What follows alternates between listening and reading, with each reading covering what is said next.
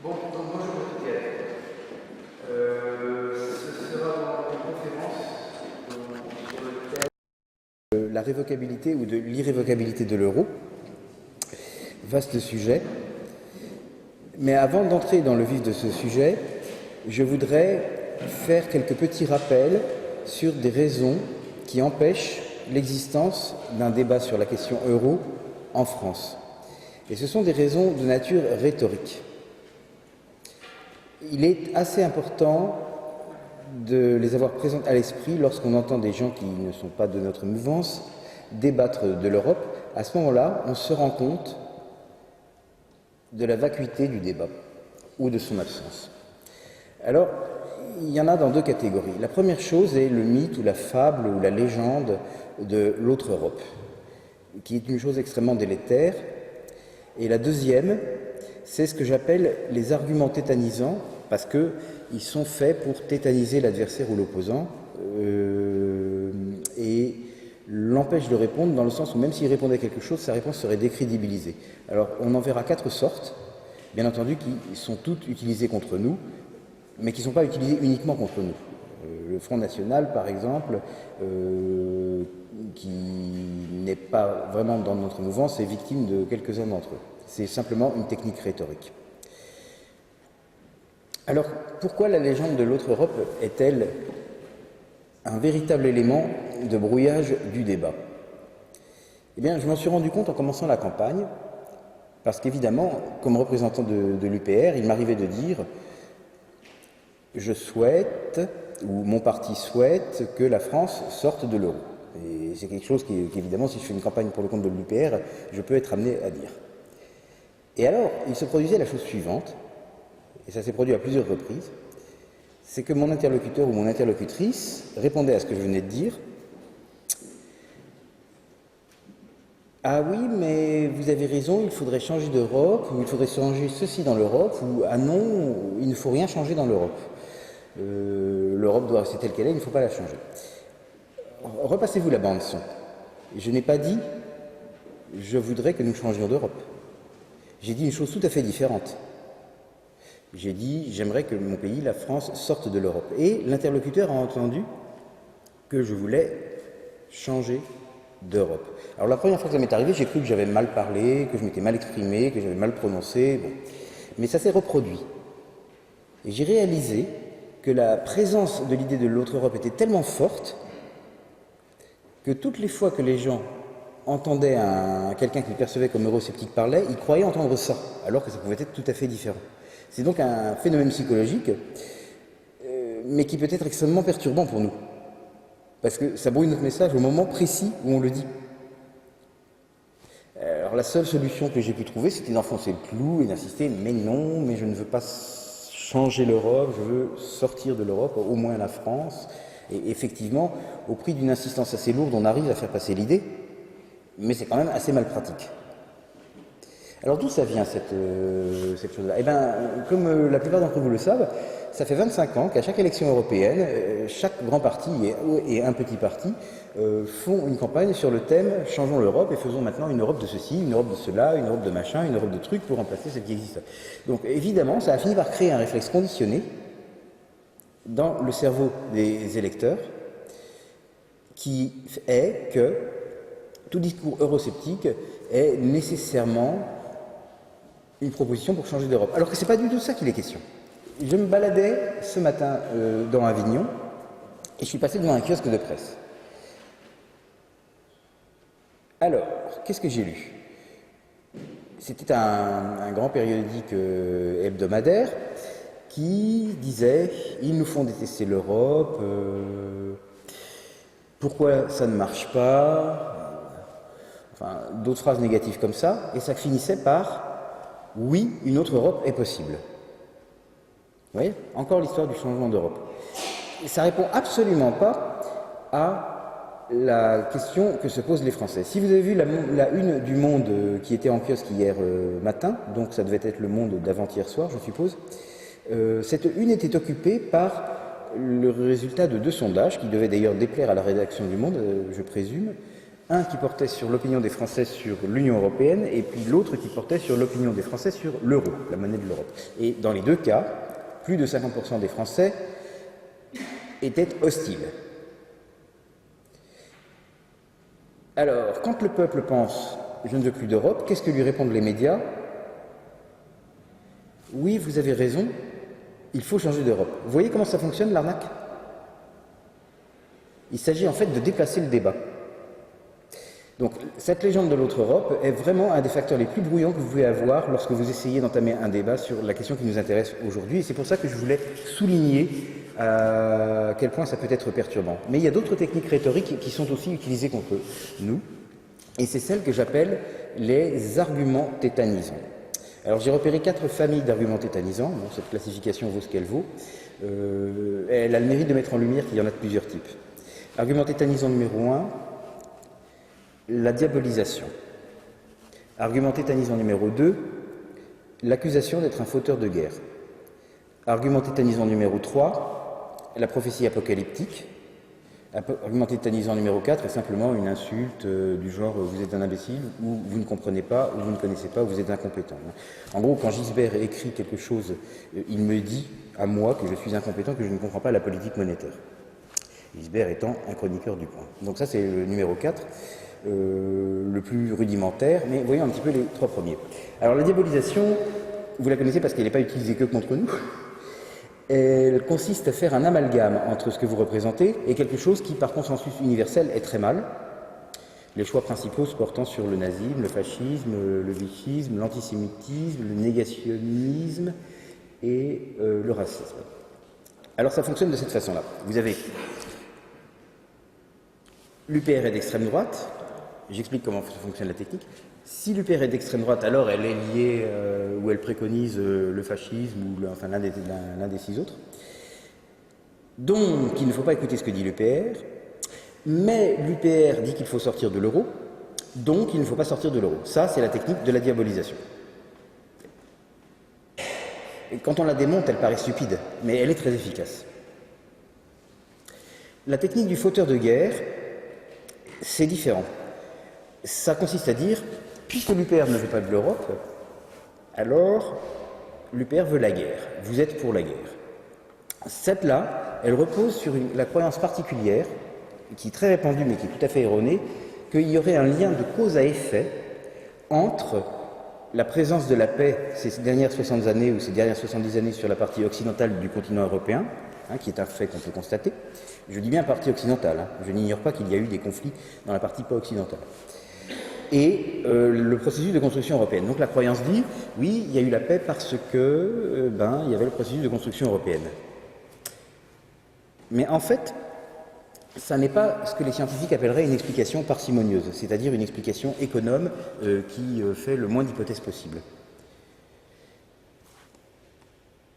L'explication la plus parcimonieuse, qui rend également compte d'un autre fait observé, qui est qu'en Asie du Nord-Est, depuis 60 ans, vous n'avez pas non plus de conflit, avec des tanks, des avions et des choses comme ça, est d'une nature tout à fait différente, et c'est tout simplement que dans ces 2 théâtres d'opération, qu'il s'agisse de l'Europe occidentale ou de l'Asie du Nord-Est, coexistent 3 ou 4 puissances nucléaires qui sont politiquement indépendantes les unes des autres. Et si vous y réfléchissez, lorsque vous avez ça sur un théâtre, 3 ou 4 puissances nucléaires qui sont indépendantes les unes des autres, et c'est assez difficile de commencer un conflit. Quelle que soit votre position, vous encourez un risque. Vous risquez de faire... par exemple, si vous attaquez directement un pays nucléaire, vous risquez d'avoir des ennuis de façon très directe. Mais si vous attaquez un pays pas nucléaire, vous risquez de faire basculer dans le conflit un pays nucléaire. Et alors, de toute façon, le risque que vous prenez est trop considérable. Et ça éteint toute velléité de faire une guerre façon 39-45. C'est le gel de la guerre due à ce qu'on appelle la dissuasion nucléaire. Tout simplement. Et ça suffit à expliquer. Ça veut dire qu'une fois que vous avez cette explication-là, ça rend complètement compte de l'observation, qui est qu'il n'y a pas de guerre sur les 2 théâtres en question, et par conséquent, il n'est pas nécessaire de chercher une explication supplémentaire qui serait la construction européenne. Je note d'ailleurs qu'il n'y a pas de construction européenne ni de processus similaire en Asie du Nord-Est. Et pourtant, il n'y a pas de guerre. Mais alors, si ce lien de cause à effet est inventé, il en résulte que l'accusation d'être pour la guerre quand vous êtes en défaveur de l'euro ou de l'Europe est également fausse. Donc c'est du pur bluff. Mais ça marche très bien parce que les gens ont peur de la guerre et donc quand on leur dit l'UPR est pour la guerre, évidemment ils ont un mouvement de recul. Ils n'ont pas tous le réflexe de réfléchir à ce que je viens de dire. Alors que c'est accessible quand même. Bon, la troisième, c'est la prophétie apocalyptique. La prophétie apocalyptique est une technique rhétorique dans laquelle on dit eh bien, si jamais vous allez sortir de l'euro, il va se produire telle ou telle calamité ou une liste de calamités. Alors Manuel Valls, qui n'a pas beaucoup d'imagination, en a fait une récemment dans laquelle il a simplement listé les plus évidentes. Et donc il a sorti quelque chose du genre, oui, alors si jamais la France sort de l'euro, il y aura plus de chômage, moins de croissance, je ne sais pas quoi encore, plus d'inflation. C'était sa prophétie apocalyptique. La prophétie apocalyptique préférée est celle qui, pour des raisons symboliques, je suppose, est celle qui porte sur les billets très dévalués, du genre le billet du Zimbabwe ou le billet de l'Allemagne en 1923. C'était des billets, ou c'est des billets, parce que le Zimbabwe existe encore, où vous avez, que c'est marqué des billets de milliards, ou de dizaines de milliards, ou de centaines de milliards de l'unité monétaire en question. Et la prophétie apocalyptique dit, oui, lorsque la France sera sortie de la zone euro, alors les Français iront acheter leur baguette de pain avec des brouettes de billets dévalués, portant tous des valeurs faciales en milliards de nouveaux francs. Ça, c'est vraiment leur favorite, et je suis surpris, en raison de son caractère naïf, de l'avoir rencontré si souvent, dans les mois qui ont précédé, dans les éditoriaux de la presse mainstream, celle qui ne nous publie pas, c'est-à-dire les grands quotidiens, les grands hebdomadaires. Bon, j'ai pas la télé française, j'imagine que si je l'avais eu, j'aurais pu l'avoir aussi. Alors, est-ce que c'est crédible? Je voudrais qu'on sache raison garder. La sortie de l'euro sera peut-être un choc, mais ça ne sera pas un choc d'une taille comparable à d'autres chocs que notre pays a connus. Si vous vous souvenez bien, il y a 100 ans, nous avons connu un choc d'une magnitude beaucoup plus considérable, 4 ans de guerre et de la plus sauvage sur notre sol. Est-ce qu'à ce moment-là, vous avez vu des Français acheter leur baguette de pain avec des brouettes de billets dévalués? Non. Ça n'a pas existé. Il y a 70 ans, nous avons connu une occupation militaire extrêmement cruelle et extrêmement contraignante qui a également duré 4 ans. Est-ce qu'à cette époque-là, vous avez vu les Français aller chercher leur baguette de pain avec des brouettes de billets dévalués portant des milliards d'unités monétaires? Pas plus. Et comment voulez-vous qu'une chose qui n'a pas été produite par des chocs d'une amplitude vraiment majeure soit produite par quelque chose qui, en comparaison, est tout petit, la sortie de la France de la zone euro? Le simple bon sens devrait montrer que c'est absurde. Et néanmoins, cet argument est répété. Donc une prophétie apocalyptique, c'est ça. Il y a aussi une prophétie apocalyptique plus spécialisée qui a été récemment reprise par Moscovici, Juppé et qui est originaire, je crois, de Sarkozy, sur laquelle je m'expliquerai plus loin, et qui est sur le poids de la dette. Mais vous reconnaîtrez le même mécanisme. Et enfin, nous terminons avec le quatrième argument tétanisant qui consiste à dire que nous sommes des imbéciles, ou que nous ne comprenons pas, ou que nous ne connaissons pas. Ça, c'est vraiment la solution la plus bêtasse, mais elle est employée, et lorsque je l'ai vue sous sa forme la plus pure, c'était l'article de Franz-Olivier Gisbert du 1er mai, qui était un texte d'une page et demie dans lequel il y a essentiellement des façons de traiter les anti-européistes, donc nous, d'imbéciles. Et alors, il y en a une variété. Il est question de leurs hémisphères cérébraux qui ne marchent pas, il est question du fait qu'ils sont confits dans le formol. Gisbert fait preuve d'une grande créativité là-dedans, mais si vous retirez toutes ces choses qui sont des synonymes et qui disent nous sommes des imbéciles, ce qui reste se réduit à vraiment presque rien. Il y avait, si je me souviens bien, une pétition de principe qui disait l'Europe n'est pas le problème mais la solution, répétée sous 2 formes différentes, et enfin un petit raisonnement économique qui se trouvait être faux, mais il prenait vraiment pas beaucoup de place, et c'est tout ce qu'il y avait dans cet éditorial. Donc c'est une technique qui peut être utilisée en dépit du fait qu'elle a l'air stupide. Tout ceci pour dire que quand vous avez pris l'habitude de repérer toutes ces choses que je viens de vous dire, soit le côté brouillant de la fable de l'autre Europe, soit l'emploi des arguments tétanisants, vous allez finir par vous apercevoir du fait qu'il n'y a pas en Europe, donc en France je veux dire, de débat sur l'Europe, et notamment pas sur la sortie de l'Europe. Regardez les unes de vos kiosques demain en ayant cette grille de lecture en tête, et vous verrez ce que je veux dire. Et c'est dommage parce que c'est une question d'un très grand intérêt. Aujourd'hui, je vais passer sur les raisons pour lesquelles nous souhaiterions sortir de l'Europe, parce que je pense qu'elles sont bien claires dans vos têtes, et puis je les ai détaillées dans d'autres conférences. pour me concentrer sur la question de l'irrévocabilité de l'euro, c'est-à-dire est-ce que l'euro est défaisable ou alors est-ce qu'il n'est pas défaisable, hein. Alors, la position officielle des autorités européennes, comme vous le savez, est que l'euro est irrévocable, c'est-à-dire pas défaisable, c'est-à-dire pour l'éternité. Et cette position est relayée par le parti au pouvoir en France, qui est l'UMPS, dont les principaux politiciens vous assènent et vont continuer à vous asséner que l'euro est en effet irrévocable et indéfaisable. Je suis bien placé pour savoir que ce n'est pas vrai, ayant moi-même travaillé sur des cas de dislocation de l'euro dans le cadre de mon précédent emploi. Non seulement ça, mais je sais exactement comment ça se passerait. Cependant, avant d'en arriver là, je crois qu'il faut faire un petit retour arrière sur l'année 2012. En septembre 2012, parce que c'est là que la question de l'irrévocabilité de l'euro a atteint le grand public. C'est pas qu'elle n'était pas débattue avant, mais vous avez dû l'entendre sur vos radios, télévisions et autres journaux à partir de ce moment-là. Que s'était-il passé?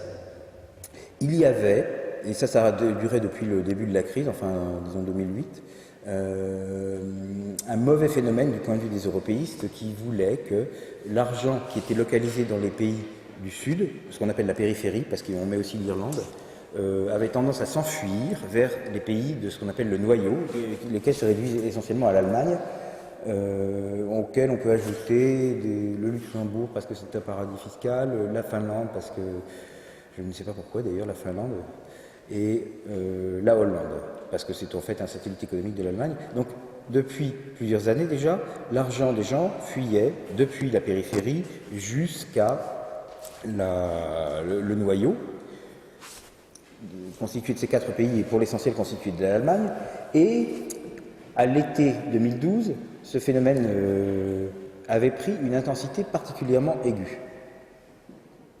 C'est-à-dire que la malheureuse Allemagne avait hérité de plusieurs, je ne sais plus, c'était 700 ou 800 milliards d'euros d'argent qui s'était comme ça enfui de la périphérie pour aller chez elle.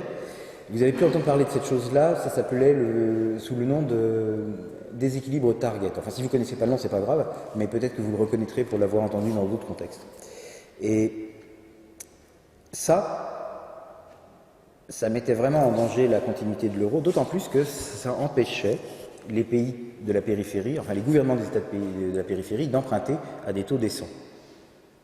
Donc en particulier, l'Italie et l'Espagne se trouvaient obligés, de ce fait-là, d'emprunter l'argent dont ils ont besoin, parce qu'eux aussi ils ont une dette qu'ils doivent repayer, renouveler, tout ça, à des taux prohibitifs, s'agissant de l'euro qui est une monnaie forte. Ceci a fait craindre le pire aux dirigeants européens. Et comme les marchés connaissent ce genre d'histoire, les dirigeants européens savaient que les marchés pouvaient la décoder et comprendre que le feu était au lac. Par conséquent, Draghi a utilisé Draghi étant le président de la BCE, il a utilisé une stratégie rhétorique brillante dans laquelle il s'est mis à dire « Je vais faire une nouvelle mesure, nous prendrons tout ce qu'il faut, nous ferons tout ce qu'il faut pour défendre la pérennité de l'euro, pour qu'il ne s'arrête jamais. Mais malheureusement pour lui, à cette occasion, comme il parlait avec des techniciens, des journalistes un petit peu spécialisés, il s'est livré à une explication de texte du phénomène qui contredisait exactement son affirmation de la pérennité de l'euro. En effet, il a dit « Oui, l'Espagne et l'Italie empruntent à des taux trop chers. Ce sont des taux qui sont plus élevés que quand c'est l'Allemagne qui emprunte, pour maturité comparable. Mais qu'est-ce qu'il y a dans ce différentiel de taux? Vous avez 3 choses. C'est Draghi qui parle. Et nous sommes juillet 2012. Vous avez, ainsi qu'il est ordinaire, le risque de défaut, que l'Espagne ou l'Italie ne repaie pas sa dette. Mais ce risque est évidemment minime parce que ce sont des États souverains qui ont un pouvoir fiscal. Vous avez le risque de liquidité, qui est le risque induit par le fait que le prêteur pourrait, dans le courant de la durée du prêt, avoir besoin de cet argent et ne pas pouvoir le récupérer, genre être contraint par une échéance pour lui-même. Mais celui-ci est le même pour tous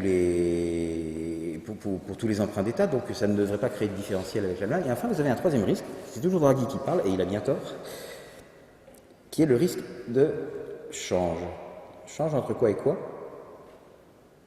change entre l'euro espagnol et l'euro allemand. Alors, évidemment, s'il y a un risque de change entre l'euro espagnol et l'euro allemand, c'est que la pérennité de l'euro n'est pas assurée. Ou pour le dire inversement, si la pérennité de l'euro était assurée, il n'y aurait pas de risque de change entre l'euro espagnol et l'euro allemand. Vous saisissez, c'est complètement contradictoire. Personne en France ne l'a relevé, sauf un individu dont vous avez peut-être entendu parler, parce qu'il s'exprime parfois sur l'internet, qui s'appelle François Asselineau. François Asselineau était un fondateur d'un petit parti qui s'appelait l'UPR, et François Asselineau a écrit à ce moment-là une explication de texte pour dire en quoi Draghi s'était coupé, c'est-à-dire en quoi il avait dit exactement le contraire de ce qu'il voulait dire. Donc ça a dû paraître en août 2012, parce qu'il lui a fallu le temps de la rédiger, mais on peut encore la retrouver sur le site de l'UPR. Et à part ça, personne en France n'a remarqué la contradiction. Cependant, c'est Draghi lui-même qui a avoué la non-irrévocabilité de l'euro, et ça c'est intéressant parce qu'il n'est pas dans une position où il a véritablement intérêt à dire que l'euro est irrévocable. Et il l'a fait implicitement. Je ne sais pas s'il s'en est rendu compte, mais c'est passé sur les ondes, et maintenant c'est pas rattrapable. Alors comment l'euro serait-il révocable? Pour le comprendre, je vais être obligé d'être un peu technique, mais je vais essayer d'être le plus pédagogique possible. Tout d'abord, il faut examiner le cas de monnaie normale, c'est-à-dire pas comme l'euro, et les exemples de monnaie normale peuvent être le franc suisse actuel, le dollar américain actuel, le yen japonais actuel ou le franc français d'avant l'euro. C'est pareil. Il s'agit en réalité de choses qui sont des billets de Monopoly, mais fortifiés par le privilège que leur confère un législateur, donc le Parlement de la Suisse, le Parlement français, le Parlement américain ou le Parlement du Japon. Et ce privilège dit « Nul ne peut refuser sur le territoire où j'ai juridiction d'accepter en paiement pour règlement d'une dette cette chose ». Donc ça voulait dire par exemple en France, voilà, les francs français sont définis comme des dettes de la Banque de France, mais la loi dit « Nul ne peut refuser sur le territoire de l'Hexagone, en paiement de dettes, une quantité suffisante de ces dettes de la Banque de France », qui sinon auraient été des simples chiffons de papier. Mais avec ce privilège légal, c'est plus des simples chiffons de papier. Elles ont une valeur du fait que vous pouvez vous en servir pour payer des choses. Donc ça, c'est la méthode normale de fabriquer une monnaie. Et c'est celle qui est en usage presque par tous. Mais dans la zone euro, il y a évidemment une complexité. Et cette complexité est que il y a en fait plusieurs euros. Vous avez l'habitude d'employer l'expression monnaie unique pour parler de l'euro. Et nos amis d'outre-Rhin, les Allemands, ont l'habitude d'employer une expression qui se traduirait littéralement par monnaie commune. Mais aucune de ces deux expressions ne décrit la réalité, elles sont simplement employées parce qu'elles sont rapides. Et que c'est pratique de dire monnaie unique ou monnaie commune. Mais dans la réalité, l'euro est un faisceau de 18 ou 19 monnaies qui sont homonymes, c'est-à-dire qui portent le même nom, et qui sont reliées entre elles par des taux de change de 1 pour 1, garantis par les banques centrales correspondantes. Donc vous avez des euros français qui sont en fait définis comme les créances de la Banque de France, sur la Banque de France, genre, ou les dettes de la Banque de France. Vous avez des euros allemands qui sont définis comme les créances sur la Bundesbank ou les dettes de la Bundesbank, de même des euros italiens, des euros grecs, des euros chypriotes, sur lesquels je reparlerai un peu plus tard, et des euros comme ça de tous les pays. En plus, vous avez des euros BCE qui sont définis comme les dettes de la BCE directement. Et finalement, vous avez une nouvelle sorte d'euro qui est les billets de banque, qui sont des dettes solidaires de toutes les banques centrales nationales. Donc ça veut dire qu'un billet, n'importe quelle banque centrale nationale est obligée par la loi, il y a un article du traité qui le dit explicitement, de le reprendre comme si c'était la sienne propre et qu'elle l'avait émise toute seule. Alors ça fait qu'au total, vous avez, si vous avez N pays dans la zone euro, vous avez N plus 2 sortes d'euros différents. Et c'est très intéressant. Parce que du coup, ce qui deviendrait le nouveau franc français, c'est l'un d'entre eux. Il existe déjà, il n'y a pas à le faire. Il est déjà créé. Une certaine quantité d'euros est spécialement définie comme créance sur la Banque de France ou dette de la Banque de France, et ça, le législateur français n'a qu'un paraphe de signature à donner pour que ça devienne le franc français. Il suffit qu'il dise À partir de maintenant, je décide que les créances à vue sur la Banque de France ne sont plus fongibles avec celles de la Bundesbank, Banca d'Italia, Banque d'Espagne. C'est on ne peut plus simple. Et naturellement, si le législateur français avait le culot de faire ça, immédiatement se matérialiserait le risque dont M. Draghi a admis l'existence à l'été 2012. Le public ne le sait pas, mais l'euro est fabriqué ainsi, de façon sécable. Et c'est d'autant plus intéressant qu'il aurait été possible de le fabriquer de façon insécable. C'est-à-dire on aurait reproduit le mécanisme qui existait avant la Banque de France à l'échelle européenne et tous les euros auraient été définis comme des créances sur la Banque Centrale Européenne. Et bien, si l'euro avait été fait ainsi, il aurait été beaucoup plus difficile de le démonter. Mais il est fait comme je viens de le dire, c'est-à-dire que vous avez, si vous voulez, des pointillés qui parcourent la masse monétaire européenne. On ne les voit pas, mais on peut casser le truc. Pouc, ils sont déjà là. C'est bien pratique. Et pour nous, c'est une circonstance fabuleusement heureuse. Mais comment cette circonstance est-elle venue là? Eh bien, nous le devons au sentiment relativement peu pro-européen de l'une des banques centrales qui ont participé à la fondation de l'euro. Cette une des banques centrales s'est dit « Ouh, dans quoi je m'engage? Non, je ne veux pas que ça soit défini d'une façon trop difficile à démolir. Pour moi, ça serait mieux s'il y avait une sécabilité cachée. » Il s'agissait bien évidemment de la Bundesbank. Donc la Bundesbank a souhaité avoir une porte de sortie bien cachée. Et cette porte de sortie bien cachée peut être utilisée par d'autres. L'UPR préconise évidemment que cette porte de sortie soit utilisée par la France, de manière à obtenir ce qui serait en substance une sortie de la France de la zone euro. Alors cette sortie de la France de la zone euro n'implique pas nécessairement que la nouvelle monnaie soit renommée du mot euro en mot franc, mais ça serait évidemment plus pratique d'un point de vue pédagogique et communication publique. Donc évidemment, si la France sortait de la zone euro, les unités monétaires euro-français deviendraient des unités monétaires francs-français parce que c'est simplement plus facile. Mais vous devez faire attention au fait que le mot n'a pas d'influence sur la substance. En théorie, vous pourriez avoir une sortie d'un pays de la zone euro et puis sa nouvelle monnaie s'appellerait toujours euro, ou ça serait possible. Ça serait juste pas pratique parce que les gens ne comprendraient pas. Mais d'un point de vue légal, il n'y a pas d'obstacle. Donc quand nous on sortira, on appellera ça le franc. D'abord parce qu'on aime bien ce mot, puis parce que c'est plus pratique d'un point de vue communication. Alors, ceci pour la faisabilité immédiate de la sortie de la zone euro. Les questions qui se posent ensuite, c'est mais est-ce que ça ne va pas produire des phénomènes ennuyeux du point de vue, je sais pas, macroéconomique ou autre? Et là, vous entendrez en particulier une prophétie apocalyptique. Donc, rappelez-vous, c'était les arguments tétanisants numéro 3, qui va bien, qui a donc été initialisée par Sarkozy il y a plusieurs années, reprise par Juppé, reprise par Moscovici tout récemment, enfin Juppé et Moscovici tout récemment. Et cette prophétie dit, si jamais la France fait ça, de sortir de l'euro, alors l'enfer se déchaînera. Non, c'est pas l'enfer se déchaînera, mais le poids de la dette française deviendra insupportable parce que cette dette restera libellée en euros, tandis que le franc français se baissera par rapport à l'euro, donc pèseront sur nos épaules un poids de dette encore plus important. Ça, c'est ce que Juppé vous dit. C'était dans le journal il y a 15 jours. Eh bien, ce n'est pas vrai. Et quand Juppé dit ça, il sait qu'il ment. Quand Sarkozy dit ça, peut-être qu'il ment pas, mais que c'est simplement le fait qu'il s'est jamais beaucoup intéressé à ces questions. C'est pas un technicien, Sarkozy. Quand Moscovici dit ça, je ne me prononcerai pas. Mais Juppé, c'est pas possible d'imaginer qu'il ne sait pas de quoi il parle. Et donc, lorsqu'il vous affirme une chose pareille, il ment sciemment. En fait, la première chose que nous regardons quand nous travaillons sur des questions d'exit d'un pays européen, c'est dans quel cadre juridique sont définis les titres de dette qui vont être, du pays qui va sortir.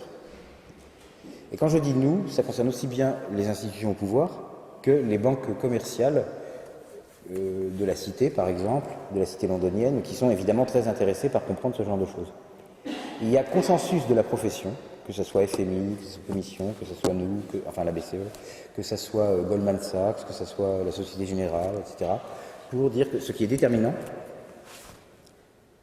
pour savoir si la dette se transforme dans la nouvelle monnaie, le franc français, ou si elle reste dans l'ancienne monnaie, l'euro, est le cadre juridique dans lequel ce titre de dette a été écrit. Alors la situation varie de pays à pays. Dans le cas actuel, aujourd'hui, les titres de la dette grecque ne sont pas écrits en droit grec, parce que les investisseurs ont appris à se méfier. Mais les titres de dette d'État français sont très majoritairement de droit français. Ce qui veut dire que si la France sortait de l'euro, automatiquement, et sans qu'on ait rien à dire, à faire ou à écrire, la dette française deviendrait libellée en francs français. Et alors, il en résulte que ne se produirait pas la catastrophe dont Juppé vient de vous dire qu'elle se produirait. La dette ne s'alourdirait pas, parce qu'elle reste. Enfin, nous aurions, à la place d'avoir des euros, nous aurions des francs français, mais les titres de dette français seraient passés aussi d'euros à francs français. Et donc, ça nous serait à peu près égal. Alors, il y a bien un résidu, mais il est de petite taille et il est gérable par des méthodes basées sur la fiscalité. Ici, j'emprunte une idée à un économiste de DLR qui s'appelle Philippe Mourer. C'est une très bonne idée, donc pourquoi ne pas l'emprunter? Il dit, bon voilà, il y a un petit résidu, quelques titres de dette française ne sont pas de droit français, mais de droit, je dis n'importe quoi, anglais, et alors donc ils ne seraient pas, eux, redénominés en francs français, et donc il restera en euros. Que peut-on faire? Eh bien, on peut faire un truc très simple. La France a toujours le pouvoir fiscal sur ces choses aussi, et elle peut donc dire, ok, la dette, le peu de dette française qui est de droit anglais reste en euros, mais alors voilà, nous appliquons tel taux de fiscalité, évidemment un taux dissuasif. Et puis alors, si le prêteur accepte de son plein gré de la redénomination de son titre de dette depuis l'euro jusqu'au nouveau franc français, ben, il est exempté de cette taxe. Bon, ben, après, il suffit de placer le curseur de la taxe à un certain niveau, et hop, tout le monde va vouloir se faire redénominer en franc français, donc tout est réglable. On ne voit pas ce genre de choses parce qu'on a tendance à croire que la France est pieds et poings liés devant des forces mystérieuses, mais en réalité, elle a encore formellement toutes les capacités d'un État souverain, et notamment, ce qui va bien dans ce cas précis, le pouvoir fiscal. Donc, cette prophétie apocalyptique-là n'est pas valable. Est-ce qu'il y a d'autres choses catastrophiques qui pourraient nous arriver? Bon, pas grand-chose en fait. Il faut bien se rendre compte qu'on rejoindrait une situation qui non seulement est normale, mais encore est la situation courante de plein de pays, du genre Japon, du genre Suisse, du genre Australie, du genre Canada. Est-ce que vous avez entendu dire que parce que ces pays ne sont pas dans une union monétaire, ils ont des difficultés à importer ou à exporter? Pas particulièrement. Est-ce que vous avez entendu dire que ça leur posait un problème particulier et qu'ils devaient absolument s'arrimer au dollar US ou faire quelque chose comme ça? Ben non. Les gens qui disent, si jamais le franc se libérait de l'euro ou il se produirait tel ou tel malheur, devraient commencer par regarder qu'est-ce qui se passe dans la plupart des pays du monde, où la monnaie du pays est parfaitement indépendante du reste, et voir si leurs arguments, genre les importations sont impossibles, ou alors les exportations sont impossibles, ou alors s'appliquent. Et on voit bien qu'en général, non. Mais en plus, il faut réaliser que nous parlons non seulement de la situation de la plupart des gens, mais aussi de la situation que nous avons connue, nous, avant de rentrer dans l'euro. Est-ce qu'on avait des difficultés particulièrement graves à résoudre, du genre impossible d'importer quelque chose ou impossible d'exporter quelque chose? Ben non, ça allait très bien. En fait, c'était une époque plus heureuse, même. Donc il n'y a pas d'obstacle insurmontable qui empêcherait un législateur français de sortir la France de la zone euro. Aucunement, d'aucune façon. Alors bien entendu, ça vaut d'autant plus pour la France, mais d'autres pays peuvent être soit tentés, soit contraints de quitter l'euro. Les pays du Sud peuvent être contraints de quitter l'euro. Le cas s'est déjà produit de peu, on a échappé de peu, et un certain pays du Nord peut être tenté de quitter l'euro, voire deux pays du Nord. Ce qui veut dire que ce n'est pas du tout forcément la France qui sortira le premier de la zone euro. Ça pourrait être un choix du peuple finlandais ou du peuple allemand de sortir de l'euro, ou ça pourrait être le résultat d'une catastrophe économique, encore une, dans un pays du Sud tel que la Grèce, l'Italie, l'Espagne ou le Portugal, qui vaudrait exclusion.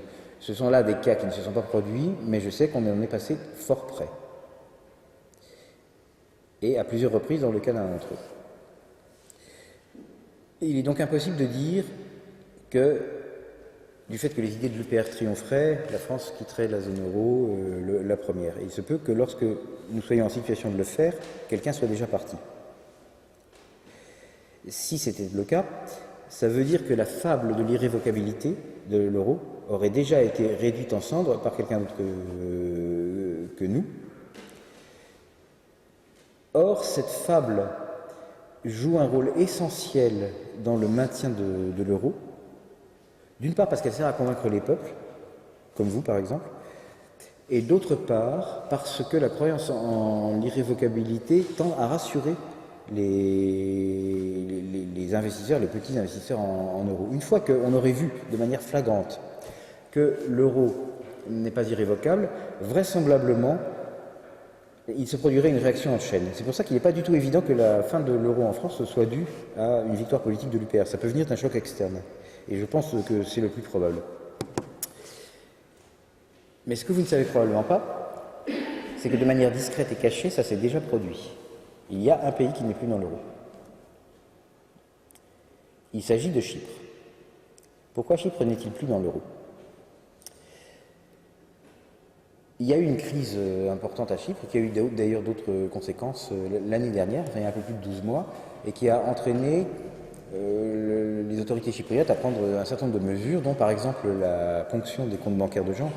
Ça c'est célèbre, vous en avez sûrement entendu parler. Et par ailleurs, un contrôle des capitaux qui fait que, qui est d'ailleurs contradictoire avec la lettre des traités européens dont Chypre est signataire, et qui fait qu'il n'est pas possible d'exporter librement des euros chypriotes vers le reste du monde, enfin notamment vers les autres pays de la zone euro. C'est limité en quantité, sévèrement d'ailleurs.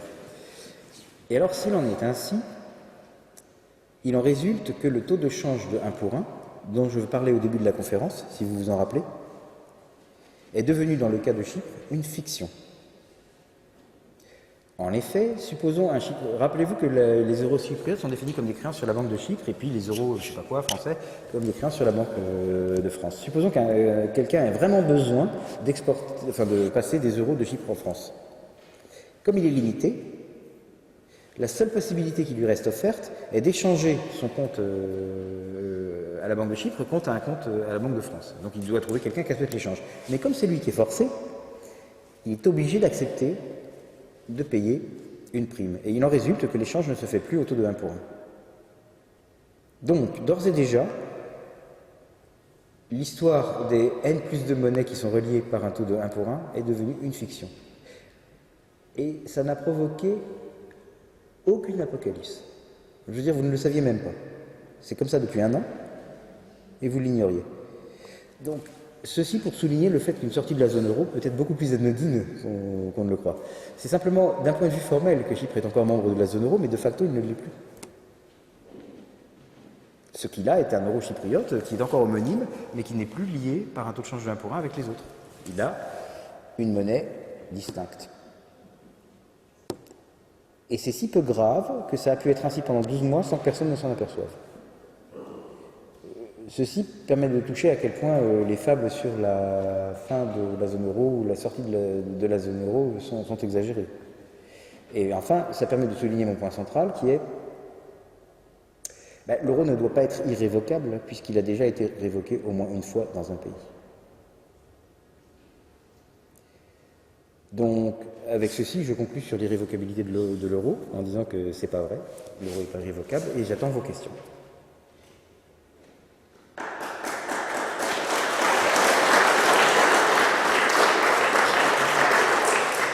Oui, d'accord. Ok. À mon avis, la montagne de dettes qui s'est construite n'est pas de la faute de la loi de 73, parce que si jamais ça avait été organisé autrement, les mêmes dettes seraient apparues. Fondamentalement, ça vient du fait qu'il y a eu plus de dépenses que de recettes. Et si vous aviez eu un système dans lequel l'État français avait pu se financer à la Banque de France, les dettes seraient arrivées quand même pour la raison suivante. En empruntant à moins que le taux de marché à la Banque de France, l'État aurait fait un bénéfice. D'accord? En particulier, s'il emprunte à taux nul, là, il fait un bon bénéfice. Mais alors, du coup, comme il n'y a pas de miracle, la Banque de France fait une perte. Et au bout d'un moment, le propriétaire de la Banque de France est obligé de payer pour cette perte. Je veux dire, si vous êtes propriétaire d'une banque qui fait une perte, vous devez, à un certain moment, couvrir cette perte. Elle ne peut pas faire une perte infinie. Et qui est le propriétaire de la Banque de France? L'État français. Ce qui fait que ce qu'il n'aurait pas payé par un circuit, il l'aurait payé par un autre circuit. Et au total, ça se serait retrouvé pareil. Enfin, c'est une explication un peu simplifiée, mais qui a le mérite de faire valoir qu'il n'y a pas de solution miracle. Si jamais vous empruntez plus, pardon, si jamais vous dépensez plus que ce que vous gagnez, aucune combinaison astucieuse, aucun miracle ne peut faire que vous n'ayez pas plus de dettes. Alors ceci, évidemment, entre en contradiction avec la croyance largement répandue que la loi de 73 serait une forfaiture destinée à taxer les États et tout ça. Je pourrais rentrer dans ces détails-là, mais ça vient d'un malentendu quelque part, et fondamentalement de la confusion que font beaucoup de gens entre l'émission monétaire et la création monétaire. Mais je ne sais pas si... Enfin là c'est technique, je ne sais pas si ça va intéresser les gens. Oui, d'accord. Très bien. Alors l'émission monétaire, c'est quand la Banque de France, ou la Banque centrale en charge, émet la monnaie qui a le privilège légal dont je parlais tout à l'heure plus tôt dans la conférence. Si vous dormiez pas à ce moment-là, j'ai dit que ce qui fondait normalement la valeur d'une monnaie était que vous aviez un petit privilège légal qui était que le législateur disait qu'on ne pouvait pas refuser, ça s'appelle le monopole du cours légal et forcé, et ça veut dire que vous ne pouvez pas refuser en paiement cette chose-là. Donc, quand la Banque de France écrit un certificat de dette sur elle-même, enfin, comme quoi cette chose-là est du privilège légal dont je parle, qu'il s'agisse d'un format électronique ou d'un billet de banque, et ça s'appelle de l'émission monétaire. D'accord ? La création monétaire, c'est différent, c'est un truc que fait quelqu'un qui n'est pas protégé ou bénéficiaire de ce privilège légal, comme par exemple la BNP ou la Société Générale, ou telle autre banque qui réside en France. Alors, dans le cas de la création monétaire, ça se passe comme ça. C'est la BNP, je les prends sans intention de nuisance, enfin je veux dire, il me faut un exemple, donc BNP disons, qui dit à un client, ben voilà, je te crédite ton compte de 300 francs, et elle n'a rien en échange, enfin elle a juste dit ça. Et elle ne va pas être obligée de payer 300 francs de monnaie centrale, donc de monnaie avec le privilège légal, parce que statistiquement, une partie des 300 francs qu'elle aura mis sur votre compte vous servir à payer des gens, des fournisseurs, je sais pas, des propriétaires, des gens qui ont aussi leur compte à la BNP. Ce qui fait qu'à aucun moment, la BNP, pour une fraction de cette somme en tout cas, n'a besoin de sortir de vrai argent, Banque de France. Donc comme elle le sait et qu'elle fait les statistiques, la BNP sait que si par exemple elle a tant d'encaisses de monnaie centrale, eh bien elle peut en réalité prêter X fois plus aux gens. Et ça c'est ce qu'on appelle le multiplicateur monétaire et c'est ce qu'on appelle aussi la création monétaire. Alors la création monétaire diffère de l'émission monétaire en ce sens que ce qui est créé, c'est de l'argent qui n'a pas pouvoir légal. C'est-à-dire que l'argent que vous avez sur votre compte BNP n'a pas pouvoir légal tant que vous ne le décidez pas, tant que vous ne tirez pas des billets au distributeur, ou tant que vous ne faites pas un virement sur quelqu'un qui a son compte ailleurs. Alors, s'il en est ainsi, il va en résulter que l'argent créé par la BNP, par la création monétaire, ne va pas lui servir à prêter à l'État. Pourquoi ? Eh bien parce que l'État, enfin le Trésor public ça s'appelle, il a son compte, mais il n'a pas à la BNP, il l'a à la Banque de France. Donc au moment précis où la BNP voudrait prêter de l'argent à l'État, ça ne pourrait plus être cet argent qu'elle a créé par création monétaire. Il faudrait qu'elle le paye avec du vrai argent Banque de France. Ce qui fait que le produit de la création monétaire ne peut jamais servir à prêter à l'État. Il en irait autrement si l'État avait son compte à la BNP, mais ce n'est pas le cas. Donc, de ce fait-là, la création monétaire ne peut pas servir à prêter à l'État, mais c'est en fait ce qui est à l'origine du mythe de la mauvaiseté de la loi de 73, parce qu'on se dit, les vilains banquiers créent l'argent à partir de rien, puis après ils le prêtent à l'État très cher. Alors il y a deux mythes en fait, il y a celui que je viens de dire, et il y a le fait qu'avant l'État pouvait emprunter à zéro, mais l'État ne pouvait pas emprunter à zéro, même à la Banque de France, il empruntait à un taux spécial qui s'appelait le taux des avances au trésor, et naturellement si un taux a un nom, ça veut dire, enfin pour qu'on se soit donné la peine d'attribuer un certain nom à un taux d'intérêt, ça veut dire qu'il ne doit pas être toujours zéro, sinon quel est l'intérêt de le baptiser? Donc là, même quand l'État empruntait à la Banque de France, il n'empruntait pas à zéro. Alors la conjonction de ces deux choses, la croyance un peu erronée selon laquelle l'État empruntait à zéro, toujours, et la croyance selon laquelle les banques commerciales peuvent prêter à l'état de l'argent qu'elles auraient créé par création monétaire. Si vous mettez les deux choses en conjonction, ça donne l'impression effectivement que les banques privées escroquent l'État. Mais c'est pas vrai. Je veux dire, les banques privées escroquent tout le monde, mais cette escroquerie-là est une invention. Ceci ne vaut pas brevet de moralité pour les banques. Il est bien entendu qu'il leur arrive de commettre des malhonnêtetés, mais le type de malhonnêteté qu'elles préfèrent, et qui est beaucoup moins risqué que d'embêter un État, est la technique du pot de fer et du pot de terre. Donc en gros, si vous avez un conflit d'argent avec votre banque, elle gagnera toujours. Pourquoi? Parce qu'elle peut aller en justice, elle a des services juridiques, elle fait des économies d'échelle si elle vous fait un procès. Vous ne pouvez pas, parce que le procès vous coûterait plus cher que la somme en jeu. Donc l'origine des malhonnêtetés que les banques commettent, c'est principalement ça. C'est une différence entre les pouvoirs de négociation de la banque elle-même et du client. Donc quand il y a un conflit entre banque et client, il est réglé en moyenne d'une manière qui est trop au profit de la banque et pas assez au profit du client, ou en d'autres termes, c'est injuste. Mais cette injustice-là est très différente de celle dont nous parlons tout à l'heure. Enfin, je dis ça pour signaler que je ne prétends pas que les banques soient des modèles de vertu. Mais il faut que les accusations soient exactes. Il ne faut pas faire d'accusations inventées. Voilà pour la loi de 73. Je l'ai eu à chaque fois, je dois dire, ce sujet passionne les foules. Et ils auraient existé quand même, Ils seraient arrivés par un autre moyen, mais comme l'État aurait dû payer à la Banque de France ce qui lui avait fait perdre, ça aussi, ça aurait eu un effet cumulatif. Et donc, au total, le cheminement aurait été différent, mais la position débitrice de l'État aurait finalement été la même. Vous avez, par exemple, des dépenses régulières, vous payez votre loyer, d'accord? Mettons que vous soyez à la BNP. Bon, il va y avoir des cas où votre propriétaire va être aussi à la BNP, d'accord? Pour l'instant, la BNP ne s'est arrogé aucun droit, d'aucune sorte. Mais elle a remarqué ça. Bon, dans la réalité, ce qu'elle va faire, elle ne va pas faire Big Brother et traquer chaque flux de paiement, elle va juste faire une statistique, mais sur le principe, ça revient au même.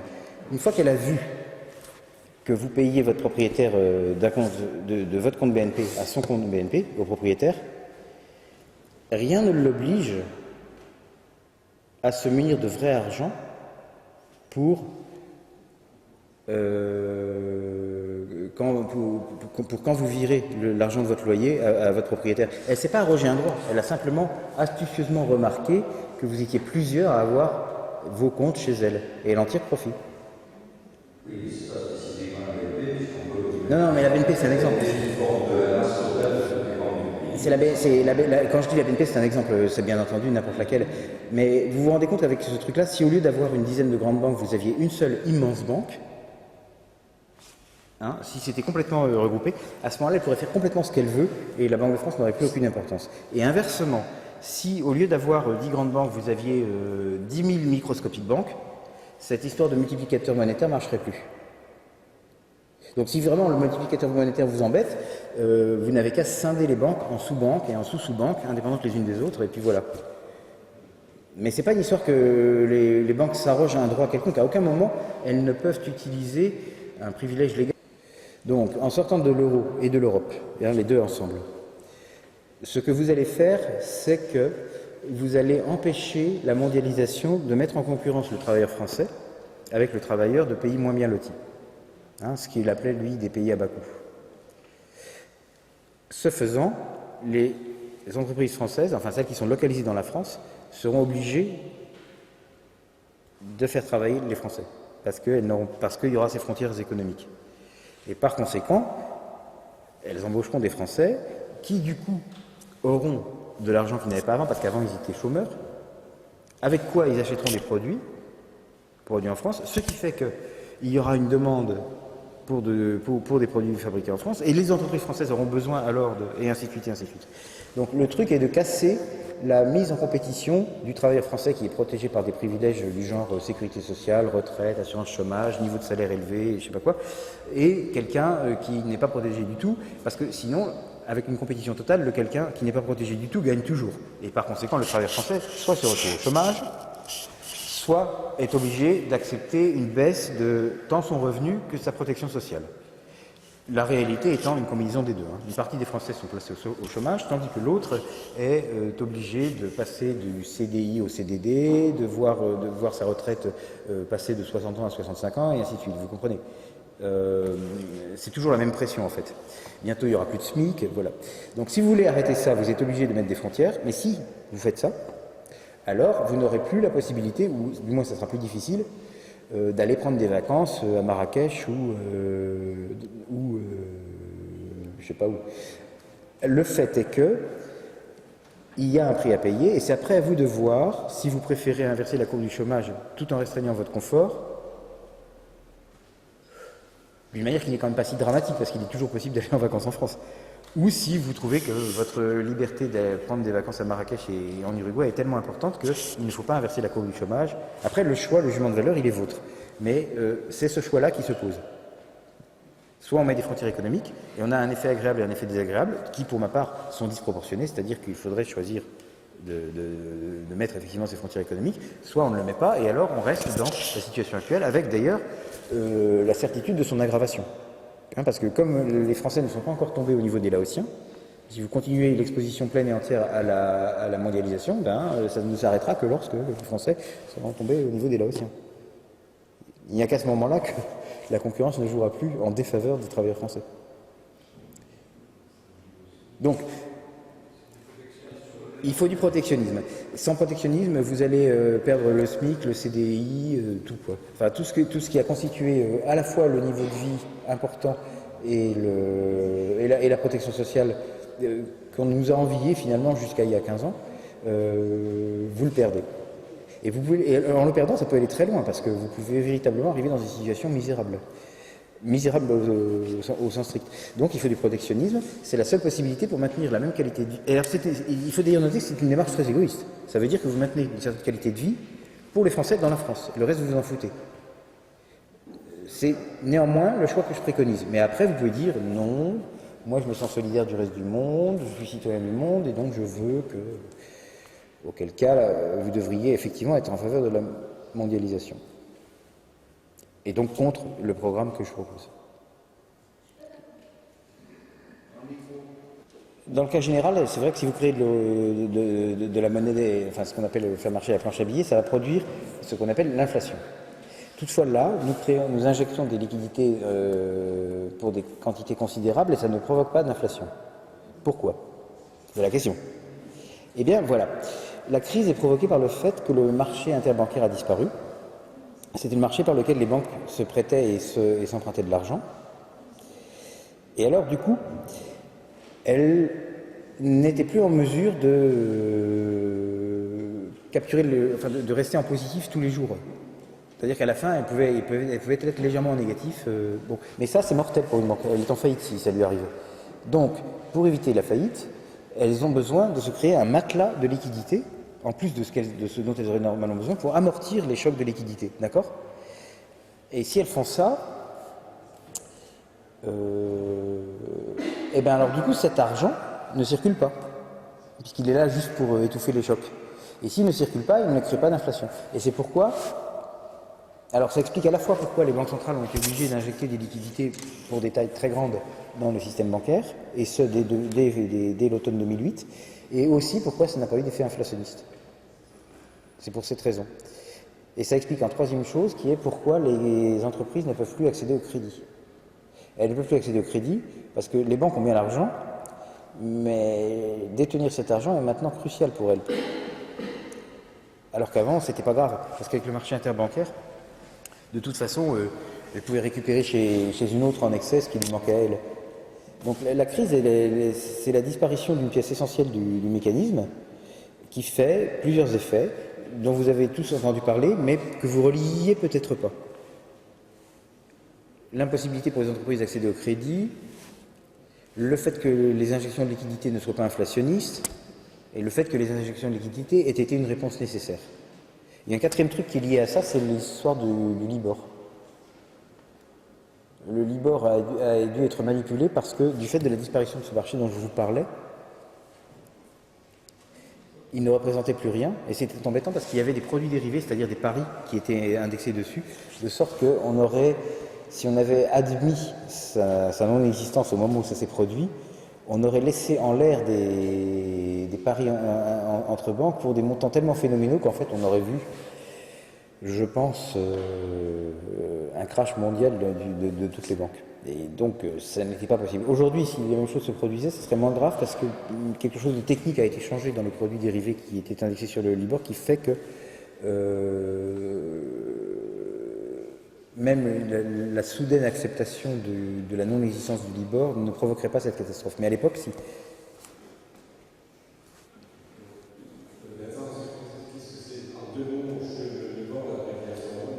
Ouais, Libor c'est une abréviation anglaise qui veut dire London Interbank Offered Rate, et c'est en fait une espèce de photographie officialisée du taux d'intérêt de ce marché dont je viens de vous dire qu'il a disparu à un moment donné. C'est-à-dire, vous avez des gens qui regardent ce marché, des gens de confiance en principe, et puis qui à 11h ou à une heure fixe disent voilà ça vaut tant.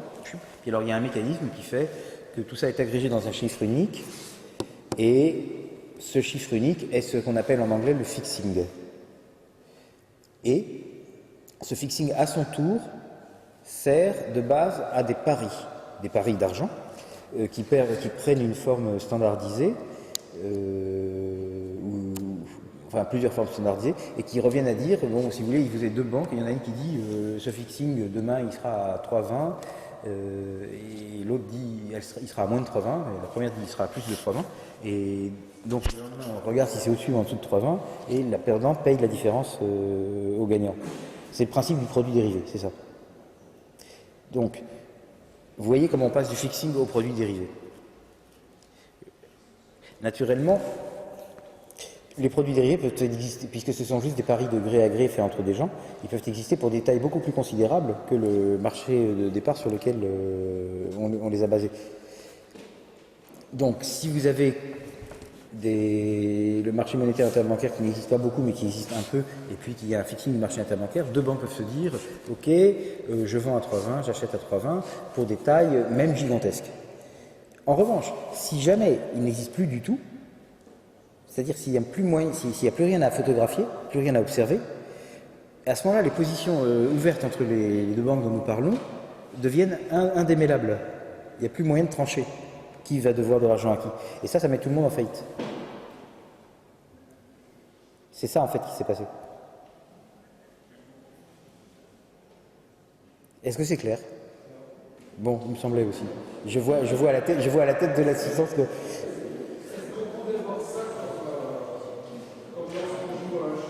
Oui, on peut le voir. Oui, oui c'est ça, oui.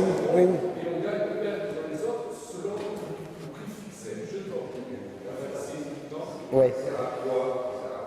Alors ça servait, parce que maintenant ça servait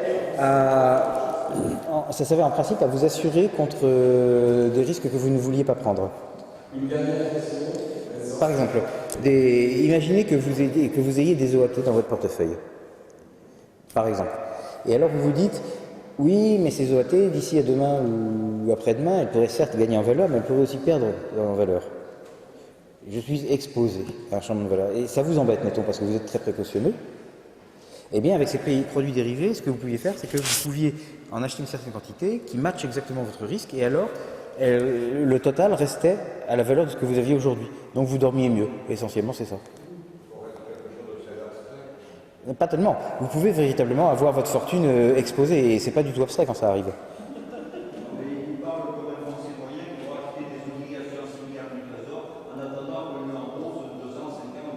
Dans ce cas-là, le français moyen en question, celui-là n'a pas besoin de recourir aux produits dérivés. Mais d'autres, si. Enfin, je veux dire, il y a des Français riches, et puis des Français très riches, et puis des banques, et puis des étrangers. Enfin, au total, voilà à quoi ça servait. Et le français moyen de base qui gagne le SMIC, t'en as pas besoin. Même moi, j'en ai pas besoin. Bah si, parce qu'il y a des gens plus riches que moi, quand même. Ça sert pour les riches et puis ça sert pour les banques aussi. Ça sert par exemple pour les assurances. Une assurance vous promet de vous payer votre retraite, mettons. Vous avez souscrit une assurance vie, donc l'assurance vie va plus tard vous donner des sous. Et comment est-ce qu'elle fait pour être sûre de pouvoir payer? Elle va acheter des OAT. Non, mais j'essaie d'expliquer un principe. Bon, elle va acheter par exemple des OAT, et alors elle pourra être inquiète à l'idée du fait que si le prix des OAT bouge dans le sens qu'elle veut pas, en fait elle sera incapable de remplir ses obligations vis-à-vis de vous, enfin de vous et de population entière de clients. Et pour éviter ça, elle sera bien contente de trouver des dérivés. C'est quand même assez exact dans la mesure où vous pouvez calculer des ratios de couverture avec plein de décimales. Et après, ce qui n'est pas exact, c'est que tout le monde ne s'en sert pas pour assurer un risque. Il y en a qui, au contraire, font la démarche inverse et le font pour prendre un risque, c'est-à-dire spéculer. Ou parier. Spéculer et parier, ça veut plus ou moins dire la même chose. Alors, ce qui vous détermine à augmenter votre risque pour spéculer et parier, ou au contraire à réduire votre risque parce que vous êtes un investisseur prudent, ça c'est pas une science exacte. Par contre, le fait est que vous pouvez relativement bien faire celle de choses que vous avez décidées. Et ça se calcule de manière assez exacte. D'ailleurs, c'est pourquoi mon métier est un métier. Si c'était pas exact, personne ne pourrait le faire. Une dernière question, puis on passera à l'apéritif sur un salut. Une dernière question. Est-ce que c'est pas possible que les crédits des faux swaps soient des principaux responsables de la crise financière mondiale? Non. Les crédits faux swaps sont un produit particulier de dérivé, mais c'est un autre qui a déclenché l'incendie. Ils sont liés aux subprimes. Oui, mais tout est lié à tout. Tout est lié à tout. L'origine, ça venait donc des subprimes, effectivement, qui ne sont pas vraiment des produits dérivés, mais des produits titrisés. Mais enfin, il fallait un déclencheur. De toute façon, le problème était à la base que les banques étaient devenues trop confiantes. Si vous vous rappelez ce qu'elles écrivaient dans leurs publications spécialisées à cette époque-là, moi je me rappelle, c'était la volatilité a disparu, il n'y aura plus jamais de risque. Vers 2005-2006, on lisait des choses comme ça. Et évidemment, c'était prématuré. Donc en fait, il y a eu un excès d'enthousiasme qui fait que certaines banques se sont mises à acheter des choses trop chères, prenant des risques qu'elles ne voyaient pas. Ça s'est trouvé avec les subprimes, mais sinon ça aurait été autre chose. Comment ? Ouais.